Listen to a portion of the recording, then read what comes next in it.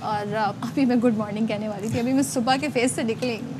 आपको रमज़ान की मुबारकबाद। तो थोड़ा सा हमने अब ज़रा लाइटर साइड पे बताने की लोगों को कोशिश की कि वैसे रमज़ान का एक्चुअली मकसद क्या है, लेकिन हम करते क्या हैं। तो इसके तिब्बी फ़वाइद पर अगर हम फोकस करें, जिस तरह हम रोज़ा रखते हैं, हमारा मैदा जो है ज़ाहिर है वो उसकी जो भी सूरत हाल बनती है, लेकिन जैसे रोज़ा अफ्तार आते हैं फिर तो खाने पे कोई कंट्रोल नहीं है। सो ये कितना गलत है? देखें, स्टमक एक्स लाइक अ चर्निंग मशीन या ग्राइंडर कि वो आपको हाजमे में मदद देता है। साथ में उसमें एसिड होता है जो तेज़ाब जो है वो आपको हाजमे के लिए मदद देता है। खुद भी गोश्त है और हम सब जो गोश्त खाते हैं वो सब कुछ गला देता है। सो एसिड है, सारी चीज़ें। अब आप विदाउट मील 12-14 घंटे आपने सर्व किए, उसके बाद अचानक से आप जब खा रहे हैं सो उस वक्त ये है कि एसिड सिक्रीशन तकरीबन 10 टाइम ज़्यादा बन जाती है। अच्छा। कॉन्ट्रैक्शन भी उसी तरीके से बढ़ जाती है। सो हमें थोड़ा सा उसमें इत्तेदाल रखना है, हर चीज़ में इत्तेदाल रखें। तो अगर आप पंचिंग किए चले जा रहे हैं और वो अनकंट्रोल्ड ब्रेक ही नहीं लगा आपका, तो थोड़ा सा आपको हैवीनेस, फुलनेस, आप एक लिथार्जिक फीलिंग होती है। नमाज के लिए टोला मार लें, शायद मैं लेट जाऊँ। यस, अच्छा, यही चीज़ हमने पिछले हफ्ते शो में ये बात भी की थी कि जब हम सुबह में उठते हैं तो हमें अपने जो मैदे का निज़ाम है उसको चलाने के लिए पहले पानी पी लें, इस तरह की चीज़ कर लें। स्पेसिफिकली जब हम 12, 13, 15 घंटे की फास्टिंग के बाद, अब व्हाट्स द बेस्ट वे कि हम अपने इस मैकेनिज़्म को चलाएं? क्या बस पकौड़े शकौड़े खा लें शुरू में ही, या फिर कुछ लाइट सा लें, नमाज़ पढ़ लें और उसके बाद फिर दीगर लवाज़ करें? जैसा आप बता रहे हैं कि थोड़ा सा लाइट लेकर के स्टार्ट कर लें, स्टार्ट करके उसको नमाज़ पढ़ें, नमाज़ पढ़ के आकर के उसको कंप्लीट करें। कुछ लोग, अब डिपेंड करता है फैमिलीज़ में, कुछ फैमिलीज़ हैं जो उसी वक्त डिनर भी कर लेती है, फ़ौरन नमाज़ पढ़ लिया, आकर के फ़ौरन डिनर कर लिया। तो it's dependent on the preference. लेकिन ये है कि हर चीज़ एक इत्तेदाल के साथ। तो अगर आप बहुत ज़्यादा ग्रीसी फैटी मील लेंगे, स्पेशली वो लोग जिनको के एसिड रिफ्लक्स की शिकायत है, गैस्ट्रोएसोफेजियल रिफ्लक्स डिजीज़ या गर्ड कहते हैं उसको, तो उनके साथ अमूमी तौर पर ज़्यादा मसला होता है। अच्छा। बेसिकली ओसोफेगस या फूड पाइप और स्टमक के दरमियान एक वाल्व है इस जगह पर, विच रिमेन्स क्लोज। तो कुछ जैसे ही स्टमक ने कॉन्ट्रैक्ट करना शुरू किया, और अगर इफ़ दैट इज़ इनकॉम्पिटेंट, वो खुला हुआ है, तो जैसे ही स्टमक ने कॉन्ट्रैक्ट किया, acid in food comes up here. कुछ ग़िज़ाएँ हैं, अफ़ाल ऐसे हैं जो कि रिफ्लक्स को बढ़ाते हैं, जैसे ग्रीसी फैटी मील, ये हमारे सारे पकोड़े, तो कढ़ाई, ये सारी चीज़ें, सो ये रिफ्लक्स बढ़ा देंगे। जो हमने खाने होते हैं इफ्तार, तो फ्रेंच फ्राइज़, ये सारी चीज़ें आपकी रिफ्लक्स को बढ़ा देंगे। इसी तरीके से जो है बहुत ज़्यादा फिज़ी ड्रिंक्स, तो फिज़ी ड्रिंक्स जितने हैं, ये जितने कोलाज हैं, तो ये आपके रिफ्लक्स को बढ़ाएंगे। इसी तरीके से thirdly citrus fruit and citrus juices हैं। अगर किसी को रिफ्लक्स हो रहा है तो वो थोड़ा सा तंग कर सकता है। मैं रिफ्लक्स को तेजाबियत समझ सकता हूँ? तेजाबियत या एसिड का ऊपर आना, जलन, सीने की जलन जैसे सोजिश, सीने की जलन। अच्छा, तो ये ख़ास तौर पे वो अफराद जिनको इस तरह की बीमारियां हैं मैदे से रिलेटेड, वो फिर क्या एहतियात करते हैं? देखें, उनके लिए एक तो रमज़ान से हट के अगर उम्मीदी बात की जाए तो फिर ये है कि 3 आवर गैप होना चाहिए between last meal and retiring to bed, यानी जल्दी खाना खाएं सोने से पहले।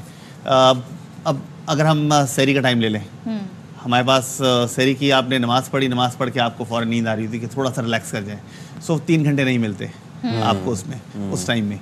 सो हेड एंड एलिवेट कर लें, सराहने को ऊँचा करें, फौरी लेट ना जाए, या अगर लेटना आपको बहुत नींद आ रही है वो है तो सराहने को ऊँचा रखिए, 3 घंटे का गैप रखिए।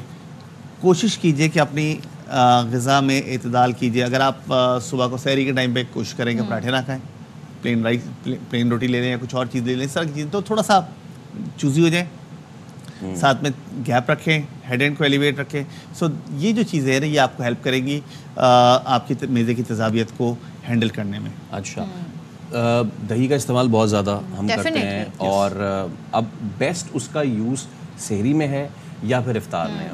इट्स अप टू यू, दोनों जगह, दोनों टाइम पे। बेसिकली जो दूध है, the basic component is dairy. So dairy is alkaline, calcium carbonate है, ठीक है। दुनिया में सबसे ज़्यादा एक दवा चलती है जिसको कहते हैं टम्स, एंटी रिफ्लक्स है वो, या न्यूट्रलाइजिंग एजेंट है, कैल्शियम कार्बोनेट है। सेम इज़ द केस, आपने सुना होगा कि जी तेज़ाबियत हो रही, जलन हो रही, दूध पी लें, और वो आपको एक ठंडक का एहसास देता है, आप एक रिलीविंग फैक्टर है।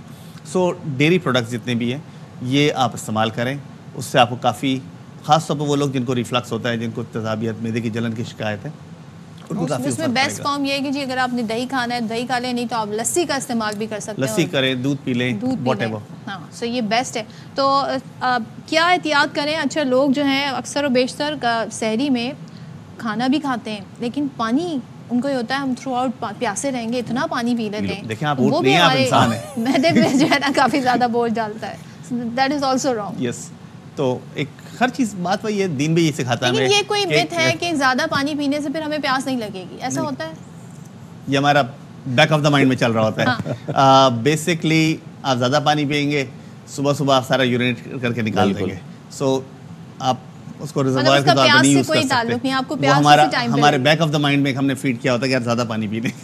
एब्सोल्युटली, ठीक है, पानी पिए, अच्छी बात है उस टाइम, ताकि आपको जितना रिजर्व रख सकते हैं। हाइड्रेट कैसे रहें? हाइड्रेशन का ताल्लुक इस तरह से कि आपने कोई एक्टिविटी, ऐसी एक्टिविटी जिसमें आपने धूप में निकल करके, कोई मिसाल के तौर पे संडे का दिन है आज, अगर कोई दिन संडे का है और मैं क्रिकेट खेलता हूँ सुबह के टाइम, संडे के दिन मैं संडे के दिन उस दिन क्रिकेट नहीं खेलूँ क्योंकि अपनी लिमिट्स को एग्जॉस्ट ना करूँ, अपने डिहाइड्रेट ना हो। तो इस टाइप की चीज़ें जो आपने थोड़ा सा करना है। कुछ आपके प्रोफेशन ऐसे जिसमें आपने धूप में निकल के ही काम करना है, तो ये आपकी मजबूरी है।